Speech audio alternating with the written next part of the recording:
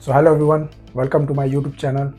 तो आज के वीडियो में मैं आपसे अपनी फैट लॉस ट्रांसफॉर्मेशन की जर्नी शेयर करने वाला हूँ कि मैंने किस तरीके से इस फ़ोटो से इस फ़ोटो तक 12 हफ्तों में मैंने किस तरीके से अपना फैट लॉस ट्रांसफॉर्मेशन किया, क्या स्टेप्स मैंने फॉलो किए, क्या मेरा अप्रोच था, क्या मेरा माइंडसेट था और क्या चैलेंजेस मैंने फेस किए इस ट्रांसफॉर्मेशन कह रहा हूँ, तो सब मैं आपसे शेयर करूँगा। तो इस फोटो में आप लोग देख सकते हैं इस समय मेरा अराउंड बॉडी फैट 22% था, जो कि अराउंड 82 केजी के आसपास था मैं। और इस फोटो में मैं अराउंड 70 किलो के आसपास हूँ। मेरा बॉडी फैट अराउंड 10% के आसपास है। तो मैंने किस तरीके से अचीव किया, चलिए इस वीडियो में मैं आपको बताता हूँ। तो सबसे पहला स्टेप आता है वो की है कैलोरी डेफिसिट।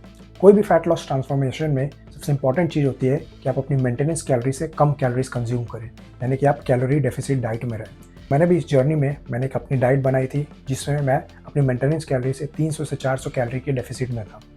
अगर आपको मेंटेनेंस कैलोरी कैलकुलेट करनी नहीं आती है तो आप गूगल में जा सकते हो, आप वहाँ पे कैलोरी कैलकुलेटर टाइप कर सकते हो, वहाँ से आपको आपकी मेंटेनेंस कैलोरी पता चल जाएगी।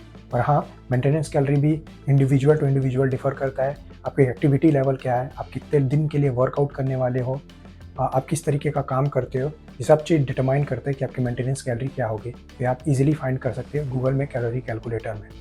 इसके बाद over the period of every week जैसे जैसे आप लो बॉडी फैट परसेंटेज में जाओगे तो आपकी बॉडी एनर्जी कंजर्वेशन फेज में चली जाएगी, यानी कि आपकी बॉडी कम एनर्जी बर्न करना चाहेगी। इसलिए आपको ये ध्यान में रखना है कि over the period of every week आपको थोड़ी थोड़ी सी कैलोरीज और रिड्यूस कर सकते हो। आपको हर हफ्ते कैलोरी रिड्यूस करने की ज़रूरत नहीं है, और over the period of time आप ये नोटिस करोगे कि आपका वेट गिरना कम हो चुका है या उसकी जो स्पीड है उस पर गिरावट आ चुकी है। तो आप 3 हफ्ते, 4 हफ्ते या 2 हफ्ते में 50 से 100 कैलोरी और अपनी डाइट से कम कर सकते हो। तो पहला स्टेप आता है वो की है कैलोरी डेफिसिट। और आपको ये ध्यान में रखना है कि आप ज़्यादा डेफिसिट मत क्रिएट करो, इससे आपका एनर्जी लेवल भी रिड्यूस होगा और आप मसल मास लॉस करने के चांसेस भी ज़्यादा इंक्रीज हो जाए। तो जो दूसरा स्टेप मैंने फॉलो किया वो की है प्रॉपर वर्कआउट। अब वर्कआउट में वेट ट्रेनिंग भी आता है और कार्डियो भी आता है, तो हम इसको दोनों को सेपरेट करेंगे। तो पहले हम बात करेंगे वेट ट्रेनिंग की। तो बहुत बड़ा ये मिसकंसेप्शन रहता है कि जनरली नॉर्मल जिम गोअर या जनरल पॉपुलेशन का रहता है कि फैट लॉस के लिए सबसे इंपॉर्टेंट होता है वो की है कार्डियो। इसलिए आप लोगों ने देखा होगा जिम में कि कई लोग फैट लॉस के समय घंटों घंटों ट्रेडमिल में दौड़ते हैं या साइकिल करते रहते हैं, क्योंकि इनको ये मिसकंसेप्शन रहता है कि कार्डियो करने से ज़्यादा कैलोरीज बर्न होती है और उससे ज़्यादा फैट लॉस होता है। हालांकि वो बात कुछ सही है, पर वेट ट्रेनिंग करना भी बहुत ज़्यादा इंपॉर्टेंट है। तो मैं आपको कुछ कारण बताता हूँ वेट ट्रेनिंग करने के क्या बेनिफिट होते हैं। तो सबसे पहला आता है वेट ट्रेनिंग करने से ना कि सिर्फ हम कैलोरीज बर्न करते हैं वर्कआउट के समय और वर्कआउट के बाद भी, ड्यू टू एक फिनोमेना जिसको बोलते हैं ईपॉक, जो कि होता है एक्सरसाइज पोस्ट ऑक्सीजन कंजम्पशन, जो कि होता है आफ्टर वर्कआउट हमारी बॉडी रेस्टिंग कंडीशन में कितना कैलोरी बर्न करती है। तो वो ज़्यादा होता है वेट ट्रेनिंग में कंपेयर टू कार्डियो, क्योंकि वेट ट्रेनिंग में हम बहुत सारे मसल्स को इन्वॉल्व करते हैं। दूसरा बेनिफिट है वेट ट्रेनिंग का वो की है मसल प्रिजर्वेशन या मसल मेंटेनेंस।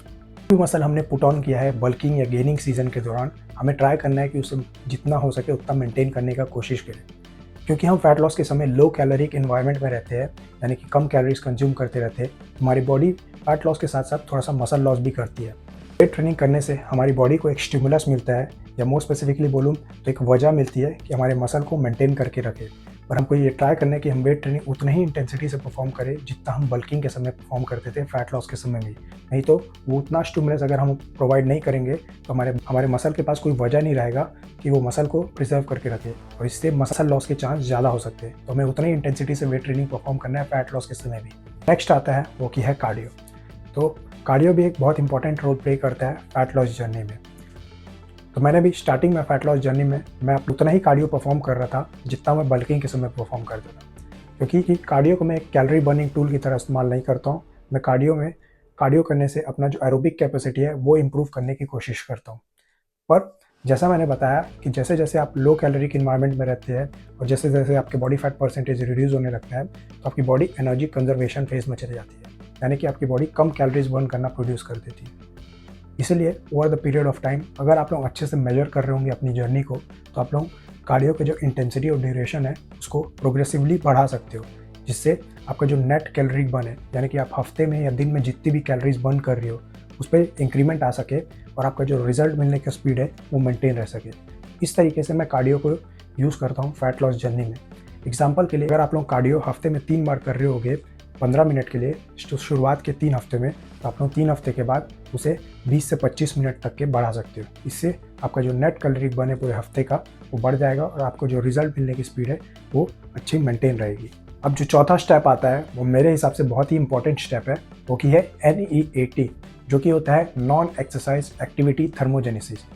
इसका मतलब ये होता है कि आप जो जितना भी देर वर्कआउट परफॉर्म करते हो सकता है वो 1 घंटा हो या 2 घंटा हो, जो बाकी के जो 22 घंटे या जो बाकी के समय जो आप लोग वर्कआउट परफॉर्म नहीं कर रहे हो तो उस पर आपकी बॉडी कितना कैलोरीज बर्न करती है। तो जिस तरीके से मैंने बताया, जैसे आप लोग लो बॉडी फैट में जाते हो और आप लोग ज़्यादा समय तक लो कैलोरिक इन्वायरमेंट में रहते हो, जिससे आप वो लो कैलोरिक इन्वायरमेंट में हो सकता है आपको फटीग लगने लगे, आपका जो एनर्जी लेवल है वो डाउन होने लगे, आपको बहुत ज़्यादा भूख लगने लगे, क्योंकि जो आपके हंगर हार्मोन्स है वो एक्टिव होने लग जाएंगे। आपका जो हंगर हार्मोन है जो कि होता है लेप्टिन, वो एक्टिव ज़्यादा होने लगेगा। आपका जो स्ट्रेस हार्मोन है कॉर्टिसोल, उसकी भी एक्टिविटी इंक्रीज़ हो जाएगी, जिससे आपको स्ट्रेस भी ज़्यादा फील होने लगे। इन सब केसेस में हमें ये ट्राई करना है कि जो आपका NEAT है, जो कि वर्कआउट के बाहर जो भी हमारा जो एनर्जी एक्सपेंडिचर है वो हमें इंक्रीज़ करना है। तो NEAT इंक्रीज़ करने का सबसे जो बेसिक तरीका होता है वो की है स्टेप काउंट को इंक्रीज़ करना। अगर आप लोग शुरुआत के हफ्ते में जो फैट लॉस जब आप लोगों ने स्टार्ट किया था, तो अगर आप लोग 12 से 13,000 स्टेप्स से स्टार्ट किए थे तो over the period of time अपने स्टेप्स काउंट को इंक्रीज़ कर सकते हैं, जिससे कि आपका जो ओवरऑल वीकली कैलोरी बर्न है जो कि इंक्रीज़ हो सके, जो फैट लॉस होने का स्पीड है वो आपका मेंटेन रहे। तो चौथा इंपॉर्टेंट स्टेप हो गया NEAT इंक्रीज़ करना। तो अगला आता है वो की है रेस्ट और रिकवरी। आप चाहे जितना भी मेहनत कर लो, पर अगर आपका जो रेस्ट है और आपका जो स्लीप है वो अगर अच्छा नहीं होगा तो आपको रिजल्ट नहीं मिलेंगे। अगर आप लोग अच्छे से रेस्ट और रिकवरी नहीं परफॉर्म कर रहे हो तो उसके कारण आपको ये फैट लॉस जर्नी में बहुत सारी कठिनाइयों से जूझना पड़ सकता है। सबसे पहला है स्ट्रेस लेवल।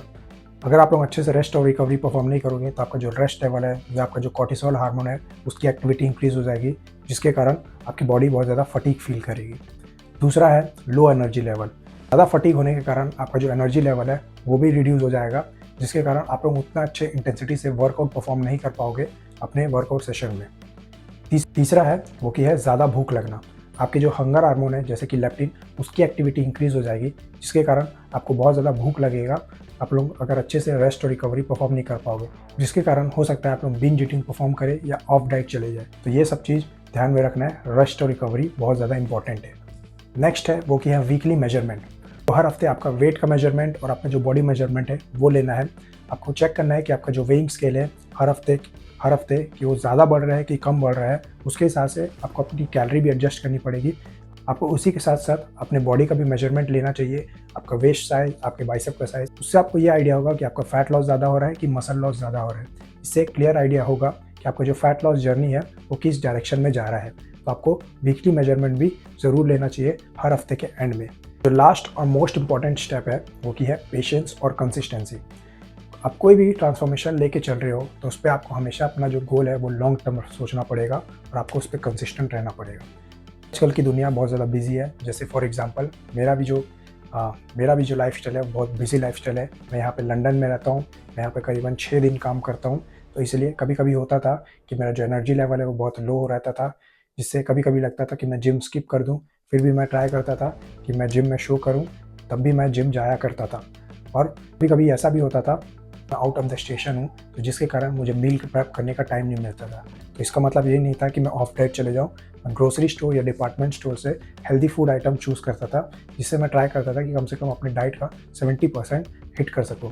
तो इस तरीके के लाइफ चॉइसेस आपको लेने पड़ेंगे कोई भी ट्रांसफॉर्मेशन जर्नी में, और आपको ये कोशिश करना पड़ेगा कि आप कंसिस्टेंट रहो और पेशेंट रहो, तो रिज़ल्ट आपको उसी से ही मिलेगा। तो ये बहुत ज़्यादा इंपॉर्टेंट स्टेप है या चीज़ है, कुछ भी बोल लो, जो कि है पेशेंस और कंसिस्टेंसी। तो दोस्तों ये था आज का वीडियो। तो मैंने अपनी फैट लॉस जर्नी या फैट लॉस ट्रांसफॉर्मेशन में जो भी स्टेप्स मैंने फॉलो किए वो पूरा इस वीडियो में बताया।